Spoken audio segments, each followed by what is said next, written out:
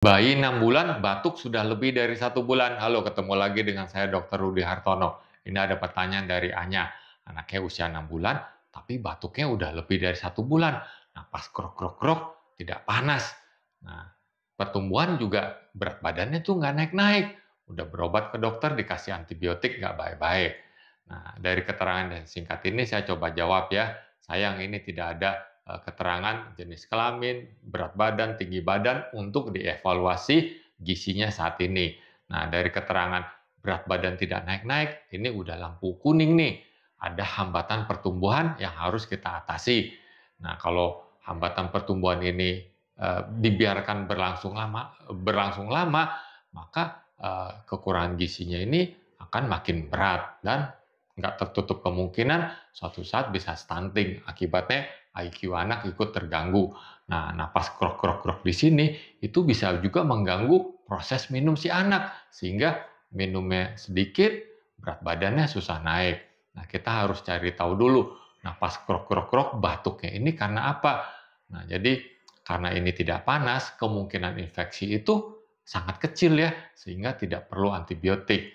Nah, kalau bukan infeksi dikasih antibiotik juga nggak baik-baik. Nah, ada beberapa kemungkinan napas krok-krok-krok bikin dia batuk. Pertama, ada reflux ya, ada aliran balik dari isi lambung ke atas. Nah, karena ini sudah mengganggu tumbuh kembang anak, baiknya ini dikasih obat. Biasanya dikasih golongan ranitidin. Setiap kali kasih minum, selalu dipangku ya. Nah, ini kan udah 6 bulan. Nah, kasihlah MPASI. Didudukkan ya, bayi duduk, atau kalau mau tidur, kepala lebih tinggi. Nah, baiknya sih kasih MPASI sambil duduk aja. Nah, lalu diobservasi dalam 2-4 minggu. Setelah dikasih obat, apakah ada perbaikan dari krok-krok-kroknya enggak? Nah, ada kemungkinan yang lain, alergi susu sapi atau dairy product.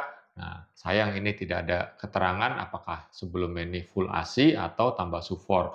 Kalau dia sufor, nah, mungkin aja dia ada alergi dari susu sapi. Nah, tapi ada beberapa anak juga full ASI, ibunya makan telur, susu sapi, dairy product, anaknya bisa sensitif juga.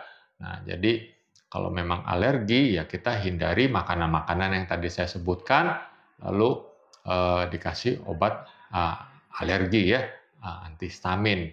Nah, sama diobservasi 2-4 minggu apakah ada perbaikan. Setiap kali berobat, baiknya tanya obat apa yang diberikan. Misalnya antibiotik. Nah, perlu nggak nih antibiotik? Nah, indikasinya apa? Nah, jadi tanya sejelas-jelasnya ke dokter saat berobat sehingga setelah pulang tidak ada banyak pikiran lagi, pertanyaan-pertanyaan yang harusnya ditanyakan saat konsultasi. Itu hak dari orang tua setiap kali konsultasi mendapat penjelasan yang selengkap-lengkapnya. Semoga dapat menjawab ya. Jika video ini bermanfaat, silakan share ke orang lain. Salam sehat.